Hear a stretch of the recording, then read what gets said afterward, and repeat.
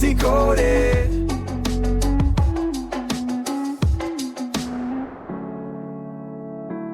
Welcome to the Book Decoded podcast episode. Today, we're tearing into Kevin Braddock's Everything Begins with Asking for Help. It's a really powerful, honest account. It really is. It's about hitting rock bottom and, finding a path back. Yeah, less like a typical self-help book, more like a deeply human story. Exactly. Packed with insights, real wisdom for anyone dealing with depression or anxiety. And it's not just theory, right? This is his lived experience. Totally. Kevin offers this raw, clear path for anyone feeling, completely overwhelmed. Shows things can get better. Often starting with that one step. Yeah. Simple, but so hard. Incredibly hard. But yeah, that's where it starts. It's about giving you stories, strategies that actually, connect. So let's dive into Kevin's story a bit. He was a journalist in Berlin, 2014, and he finds himself in this just terrifying, major depressive episode. Suicidal. Yeah, he describes sitting there actually running through ways to end his life. It's chilling stuff. It really is. But then there's the turning point. That's what's key here. The Facebook post. Right. Just puts it out there. I need help. Phone number, location, everything. Which is just wow. And friends saw it, right? They rushed over, got him to the hospital. Exactly. And that moment, it really shows what he means when he says, rock bottom is the best foundation for recovery. Yeah, that stark place. Sometimes you have to get there, unfortunately, before you can actually start building back up. So that was the turning point for him. But it makes you wonder, why is it so difficult? Why is asking for help just so hard for so many? That's a huge part of the book. There's all this societal pressure, isn't there? He talks about the strength myth. Especially for men. Especially for men, yeah. This feeling of shame, weakness, the fear of being judged. So silence feels safer or stronger somehow. Right. And Dr. Luke Sullivan's idea, the intolerable moment, I found that really interesting. What's that about? Well, it's the idea that crisis isn't always like a sudden mental illness thing. Yeah. Often it's life stuff just piling up. Like work relationships. Exactly. All those stressors accumulating until, you just can't take anymore. The plate overflows. And often people, especially men again, maybe don't see the signs early enough. That makes sense.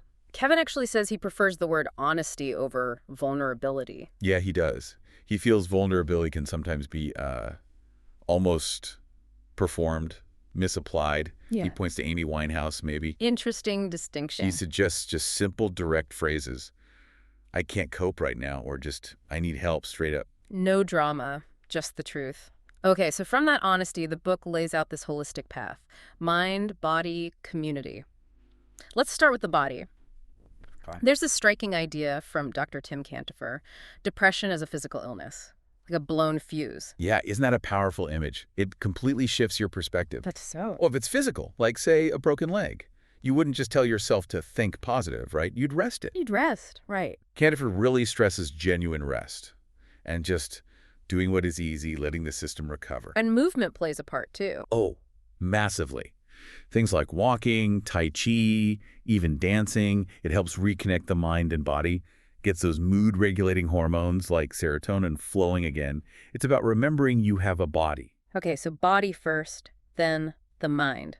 Kevin found therapy wasn't about being fixed. No, it was more active. He calls it practicing relating, learning new ways to deal with your thoughts, your emotions. And there's another analogy here, the plate. Yeah, from Dr. Driver and Dr. Napier. Imagine your mental capacity as a plate. Every stressor work, money, relationships adds food to it. Until it overflows. Exactly. That's the crisis. It's the cumulative weight.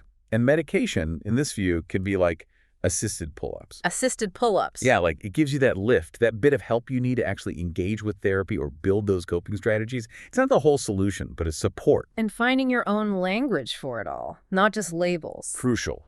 Moving beyond anxiety or depression to understand your specific experience.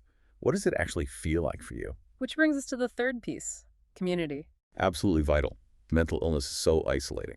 Kevin says telling stories one to another, we're no longer alone. That connection is powerful. Learning from others, like Dawood Kustavi mentions, just listening, realizing you're not the only one. And support groups.